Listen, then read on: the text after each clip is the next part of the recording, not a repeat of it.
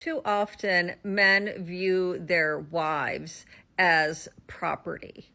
And that means that when their wives leave them in a divorce, they get really angry because they're losing that property. Just like they see their children as property, just like they're losing the house, they're losing half of their assets.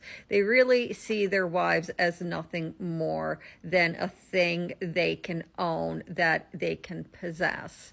It's really, when you're leaving, akin to leaving a communist country.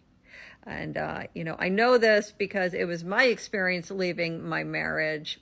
And it was the experience my parents had in 1975 when they left what was formerly known as the Soviet Union, today known as Ukraine, specifically Odessa. They came over as refugees, Jewish refugees through Hayas.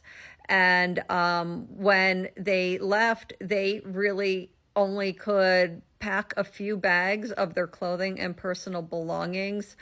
They were able, like many other people leaving as refugees, they were able to kind of smuggle some jewelry out because that they were not allowed to take jewelry, but they would sew it into the lining of their clothing like a coat, because the government considered everything property.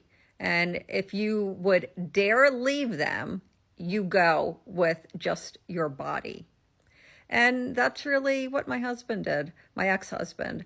When we were coming to terms on the marital separation agreement, I asked him like what I could take, because I had picked out all of the furniture. There was furniture that I had actually painted, a lot of it.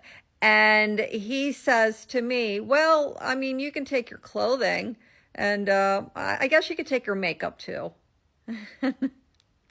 Like, doesn't that go without saying? Like, what was he thinking, that like maybe I would leave my makeup behind and his new wife could use it? But that's the same mentality. Like, you are my property. And if you dare leave me, you leave with absolutely nothing. While you're with me, you have the protection of me and my perfect government. But if you are leaving, you are rejecting my protection, and I'm throwing you to the wolves.